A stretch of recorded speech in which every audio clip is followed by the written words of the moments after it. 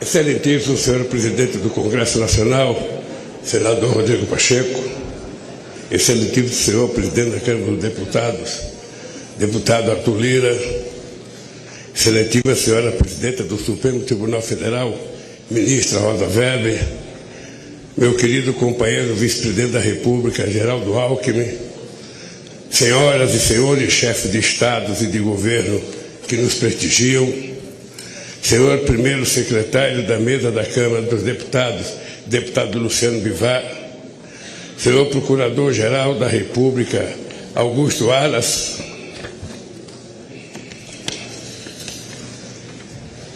minha querida companheira e esposa Janja, nossa querida companheira e esposa do Alckmin, Lu Alckmin, meu querido companheiro José Sarney, presidente da República, minha querida companheira Dilma Rousseff, presidente da República,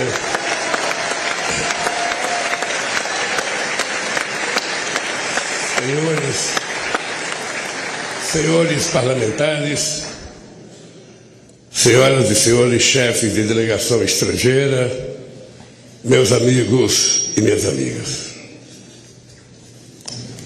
Pela terceira vez, compareço a este Congresso Nacional para agradecer ao povo brasileiro o voto de confiança que recebemos. Renovo o juramento de fidelidade à Constituição da República, junto com o vice-presidente Geraldo Alckmin e os ministros que conosco vão trabalhar. Se estamos aqui hoje, é graças à consciência política da sociedade brasileira e à frente democrática que formamos ao longo desta histórica campanha eleitoral. Foi a democracia a grande vitoriosa nesta eleição, superando a maior mobilização de recursos públicos e privados que já se viu, as mais violentas ameaças à liberdade do povo, a mais abjeta campanha de mentiras e de ódio tramada para manipular e constranger o eleitorado brasileiro. Nunca os recursos do Estado foram tão desvirtuados em proveito de um projeto autoritário de poder. Nunca a máquina pública foi tão desencaminhada dos controles republicanos. Nunca os eleitores foram tão constrangidos pelo poder econômico e por mentiras disseminadas em escala industrial. Apesar de tudo, a decisão das urnas prevaleceu, graças a um sistema eleitoral internacionalmente reconhecido por sua eficácia na captação e apuração dos votos. Foi fundamental a atitude corajosa do Poder Judiciário, especialmente do Tribunal Superior Eleitoral,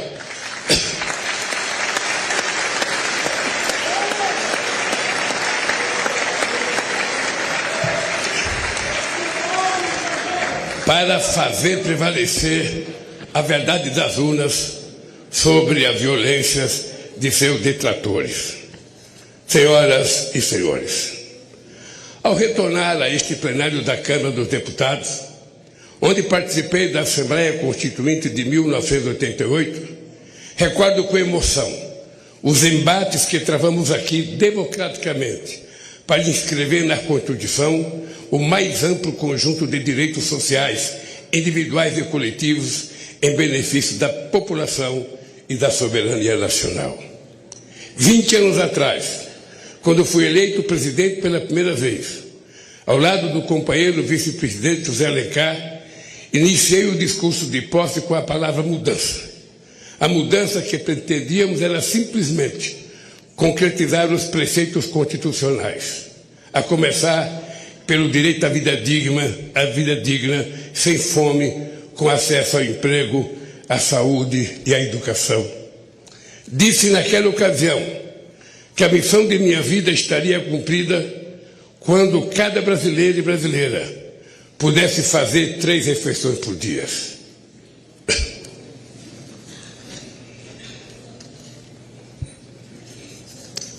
Ter de repetir este compromisso no dia de hoje, diante do avanço da miséria e do regresso da fome que havíamos superado, é o mais grave sintoma da devastação que se impôs ao país nos anos recentes. Hoje nossa mensagem ao Brasil é de esperança e reconstrução. O grande edifício de direitos, de soberania e de desenvolvimento que essa nação levantou a partir de 1988 vinha sendo sistematicamente demolido nos anos recentes. É para reerguer este edifício de direitos e valores nacionais que vamos dirigir todos os nossos esforços. Queridos amigos e amigas, em 2002, dizíamos que a esperança tinha vencido o medo, no sentido de superar os temores diante da inédita eleição de um representante da classe trabalhadora para presidir os destinos do país. Em 8 anos de governo, deixamos claro que os temores eram infundados. Do contrário, não estaríamos aqui novamente. Ficou demonstrado que um representante da classe trabalhadora podia, sim, dialogar com a sociedade para promover o crescimento econômico de forma sustentável em benefício de todos, especialmente dos mais necessitados. Ficou demonstrado que era possível, sim, governar este país com a mais ampla participação social, incluindo os trabalhadores e os mais pobres no orçamento e nas decisões do governo.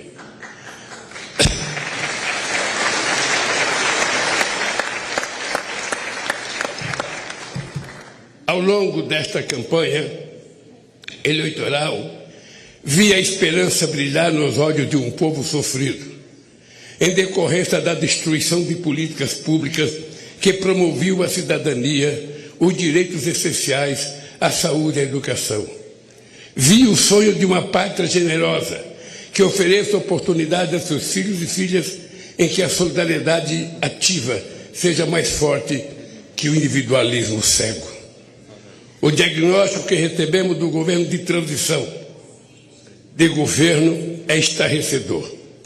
Esvaziar os recursos da saúde, desmontar a educação, a cultura, a ciência e tecnologia, destruir a proteção do meio ambiente, não deixar o recurso para a merenda escolar, a vacinação, a segurança pública, a proteção às florestas e a assistência social. Desorganizar a governança da economia, dos financiamentos públicos, do apoio às empresas, aos empreendedores e ao comércio externo. Dilapidar as estatais e os bancos públicos, entregar o patrimônio nacional. Os recursos do país foram rapinados para saciar a estupidez dos rentistas de acionistas privados nas empresas públicas. É sobre estas terríveis ruínas que assumo o compromisso de, junto com o povo brasileiro, reconstruir o país e fazer novamente um Brasil de todos e para todos. Eu queria dizer aos deputados e senadores que o resultado da nossa transição, que foi coordenada pelo companheiro Alckmin, será enviada a cada deputado, a cada senador, a cada ministro da Suprema Corte, a cada ministro do Tribunal Superior Eleitoral, a cada ministro do Poder Judiciário, a cada universidade, a cada central sindical, para que as pessoas saibam como é que nós encontramos esse país e cada um faça a sua avaliação. Senhoras e senhores,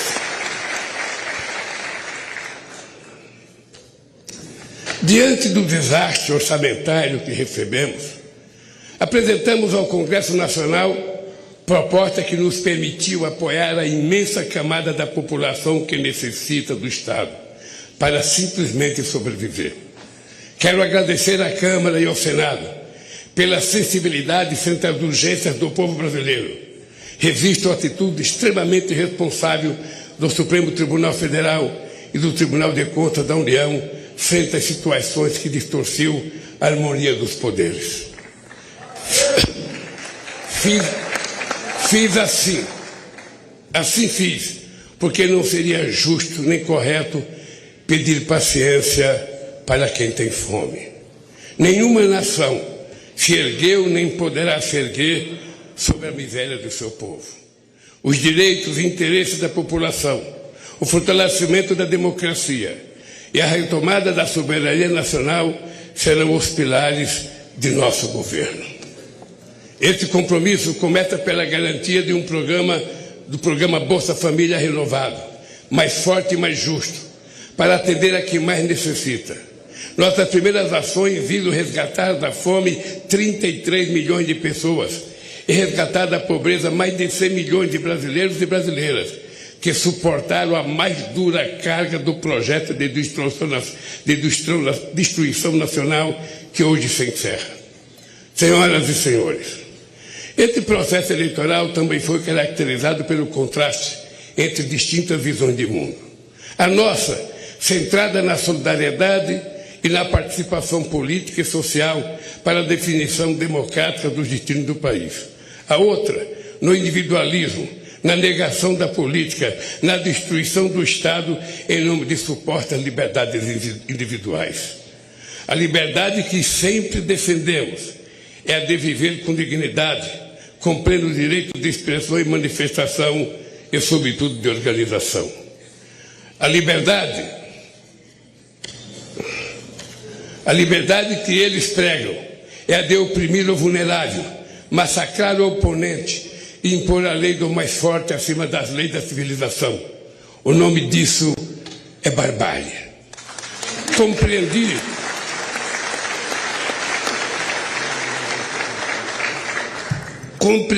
desde o início da jornada que deveria ser candidato por uma frente mais ampla do que o campo político em que me formei, mantendo o firme compromisso com minhas origens.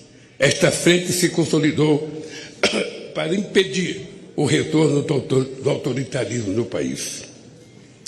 A partir de hoje, a lei de acesso à informação voltará a ser cumprida. O portal da transparência voltará a cumprir seu papel. Os controles republicanos voltarão a ser exercidos para defender o interesse público.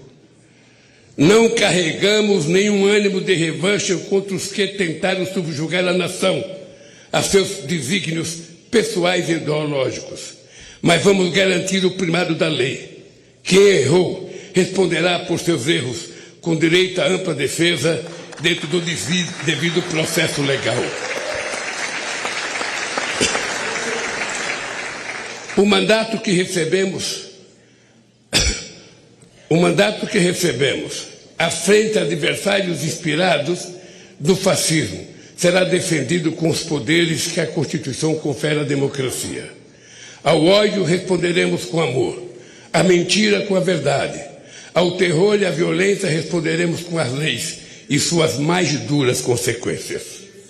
Sob os ventos da redemocratização dizíamos: ditadura nunca mais. Hoje, depois do terrível desafio que superamos, devemos dizer: democracia para sempre.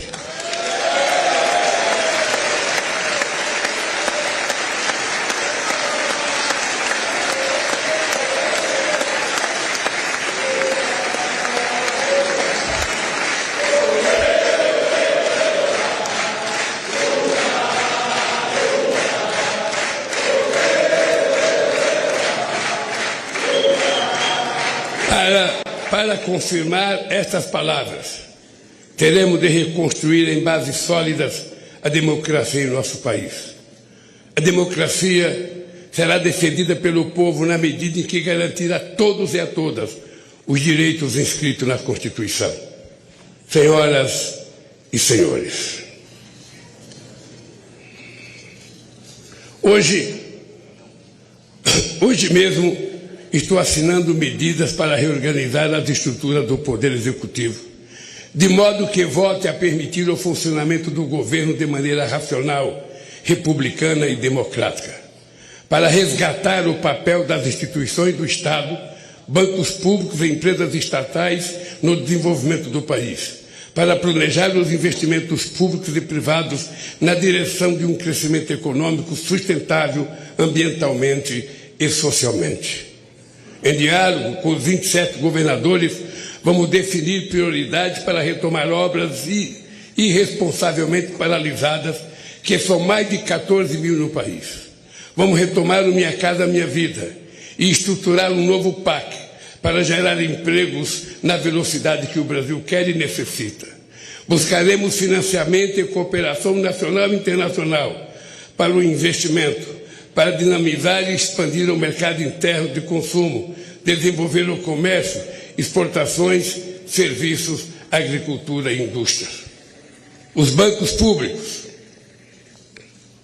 especialmente o BNDES, e as empresas indutoras do crescimento e inovação, como a Petrobras, terão um papel fundamental nesse novo ciclo.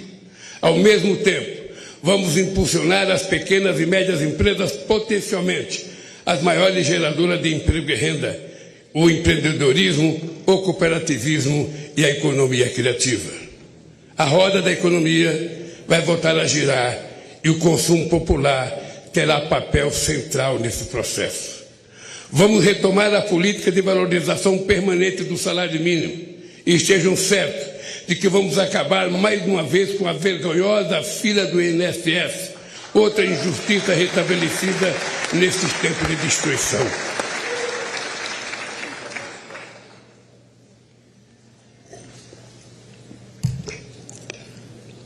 Vamos dialogar de forma tripartite, governo, centrais sindicais e empresariais, sobre uma nova legislação trabalhista, garantir a liberdade de empreender ao lado da proteção social é um grande desafio nos tempos de hoje. Senhoras e senhores, o Brasil é grande demais para renunciar ao seu potencial produtivo. Não faz sentido importar combustíveis, fertilizantes, plataformas de petróleo, microprocessadores, aeronaves e satélites. Temos capacidade técnica, capitais e mercado em grau suficiente para retomar a industrialização e a oferta de serviços em nível competitivo. O Brasil pode e deve figurar na primeira linha da economia global.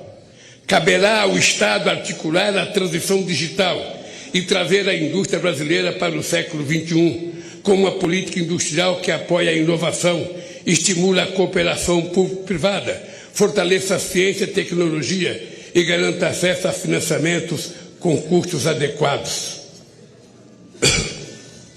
O futuro pertencerá a quem investir na indústria do conhecimento, que será objeto de uma estratégia nacional planejada em diálogo com o setor produtivo, centro de pesquisas e universidades, junto com o Ministério da Ciência e Tecnologia e Inovação, os bancos públicos estatais, agência de fomento à pesquisa.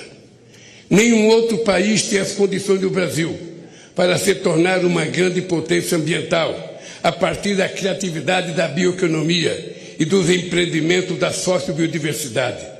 Vamos iniciar a transição energética e ecológica para uma agropecuária e uma mineração sustentáveis, uma agricultura familiar mais forte e uma indústria mais verde. Nossa meta é alcançar o desmatamento zero na Amazônia, a emissão zero de gás de efeito estufa na matriz energética.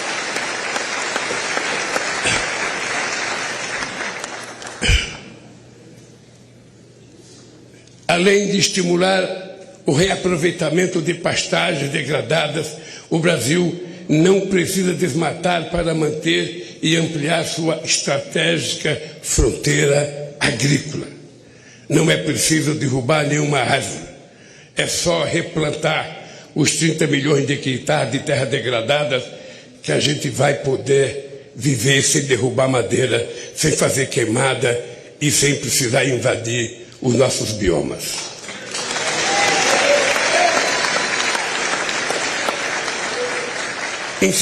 Incentivaremos, sim, a prosperidade na terra, liberdade e oportunidade de criar, plantar e colher, continuará sendo nosso objetivo. O que não podemos admitir é que seja uma terra sem lei. Não vamos tolerar a violência contra os pequenos, o desmatamento e a degradação do ambiente que tanto mal já fizeram ao nosso país. Esta é uma das razões, não a única, da criação do Ministério dos Povos Indígenas. Ninguém conhece melhor nossas florestas, nem é mais eficaz de defendê-la do que o que estava aqui desde tempos imemoriais. Cada terra demarcada é uma nova área de proteção ambiental. A estes brasileiros e brasileiras devemos respeito e com eles temos uma dívida histórica.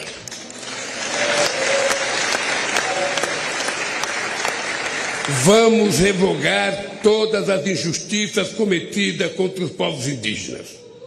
Queridos amigos e amigas, uma nação não se mede apenas pelas estatísticas, por mais impressionante que seja. Assim como o ser humano, uma nação se expressa verdadeiramente pela alma de seu povo.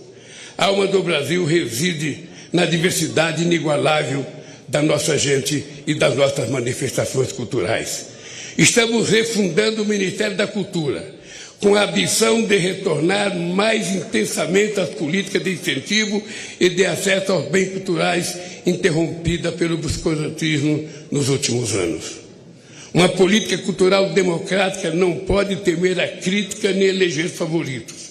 Que brotem todas as flores e sejam colhidas todos os frutos da nossa criatividade. Que todos possam dela usufruir sem censura e sem discriminação.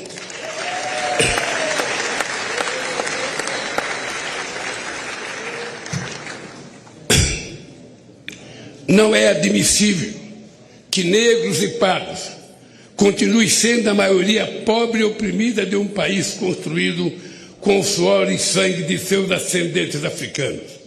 Criamos o Ministério da Promoção da Igualdade Racial para ampliar a política de cotas nas universidades e no serviço público, além de retomar as políticas voltadas para o povo negro e pardo na saúde, educação e cultura. É inadmissível que as mulheres recebam menos que os homens realizando a mesma função, que não sejam reconhecidas em um mundo político machista, que sejam assediadas impunemente nas ruas e no trabalho, que sejam vítimas de violência dentro e fora de casa. Estamos refundando também o Ministério das Mulheres para demolir esse castelo secular de desigualdade e preconceito.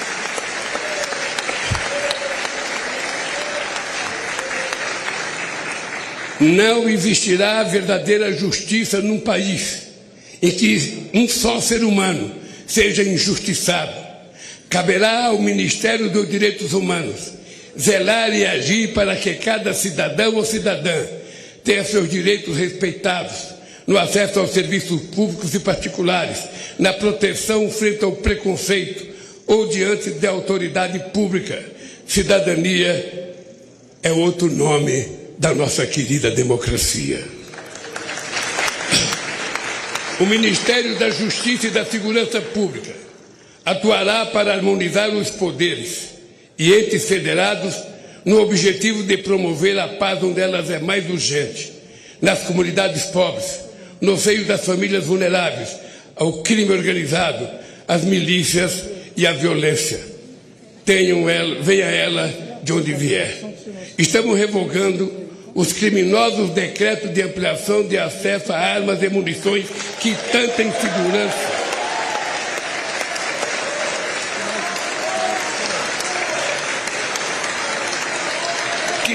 insegurança e tanto mal causaram às famílias brasileiras.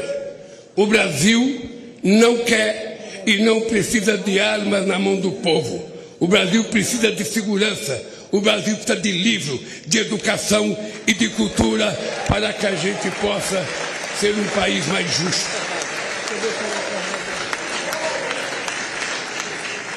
Sob a proteção de Deus, inauguro este mandato reafirmando que no Brasil a fé pode estar presente em todas as moradas, nos diversos templos, igrejas e cultos. Neste país, todos poderão exercer livremente sua religiosidade. Senhoras e senhores, o período que se encerra foi marcado por uma das maiores tragédias da história, a pandemia de Covid-19. Em nenhum outro país a quantidade de vítimas fatais foi tão alta proporcionalmente à população quanto no Brasil.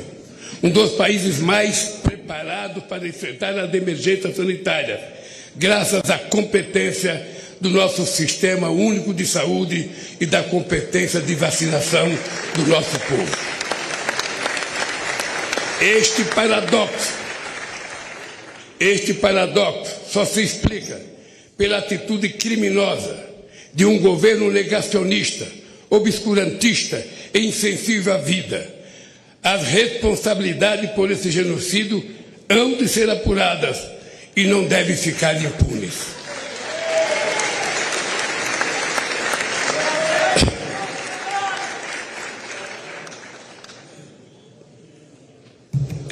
O que nos cabe no momento é prestar solidariedade aos familiares, pais, órfãos, irmãos e irmãs de quase 700 mil vítimas da pandemia. O SUS é provavelmente a mais democrática das instituições criada pela Constituição de 88. Certamente por isso foi a mais perseguida desde então e foi também a mais prejudicada por uma estupidez chamada teto de gastos que haveremos de revogar.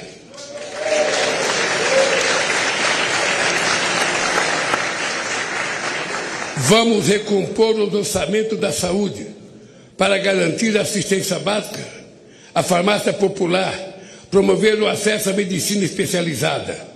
Vamos recompor os orçamentos da educação, investir em mais universidades, no ensino técnico, na universalização do acesso à internet, na ampliação das creches e nos ensino público em tempo integral. Este é o investimento que verdadeiramente levará ao desenvolvimento do país. O modelo que propomos, aprovado nas urnas, exige sim compromisso com a responsabilidade, a credibilidade e a previsibilidade. E disso não vamos abrir mão. Foi com realismo orçamentário, fiscal e monetário, buscando a estabilidade, controlando a inflação e respeitando contratos que governamos este país. Não podemos fazer diferente. Temos sim a obrigação de fazer melhor do que fizemos. Senhoras e senhores, os olhos do mundo estiveram voltados para o Brasil nestas eleições.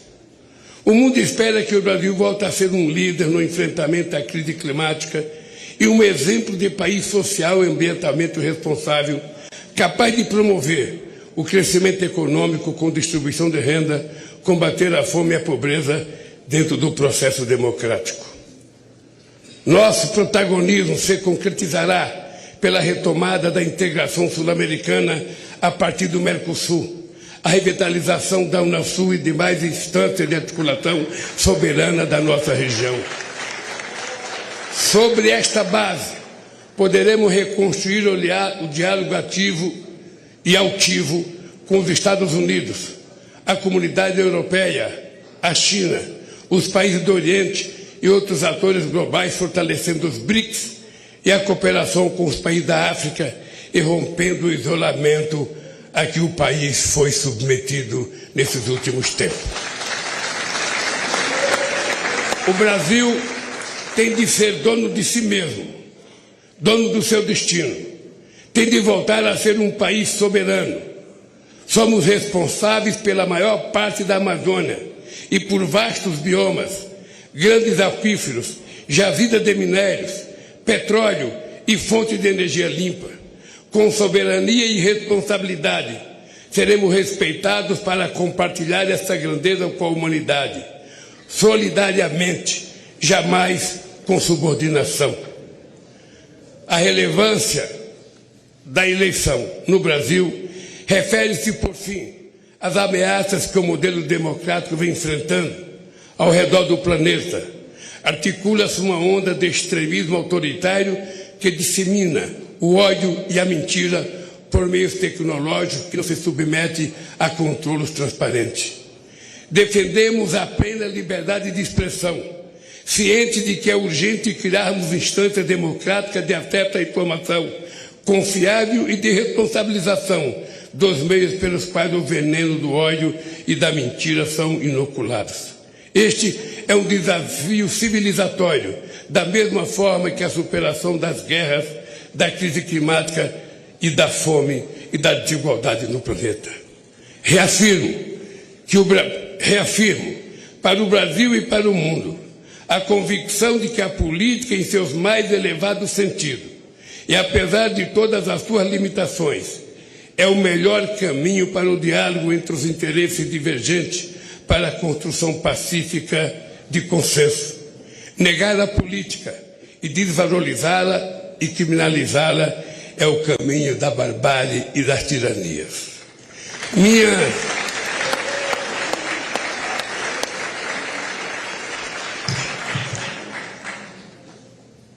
Minha mais importante missão, a partir de hoje, será honrar a confiança recebida e corresponder às esperanças de um povo sofrido, que jamais perdeu a fé no futuro, nem em sua capacidade de superar os desafios. Com a força do povo e as bênçãos de Deus, haveremos de reconstruir esse país. Viva a democracia! Viva o povo brasileiro! Muito obrigado, companheiros!